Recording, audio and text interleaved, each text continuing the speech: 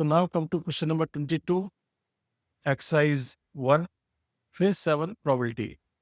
A bag contains 7 tickets numbered 1, 2, 3, 4, 5 up to 50. 50 tickets are there, out of which 5 tickets are drawn. And after drawing, what we are doing, we are trying to arrange them in increasing order. So x1, then x2, then large number x3, then x4, then x5.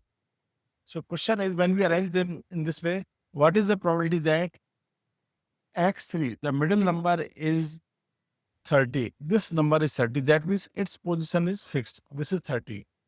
When this will be 30, when these two numbers come from the remaining 29 numbers, 1 to 29, 1 to 29, and these must come from 31 to 50. Then we can arrange them. So these two numbers can be arranged in how many ways? 29C2. And then this can be arranged in how much? 20C2 upon total number of ways are 30C5. 5 we have to draw. This will be the required probability. And definitely 30 must come here.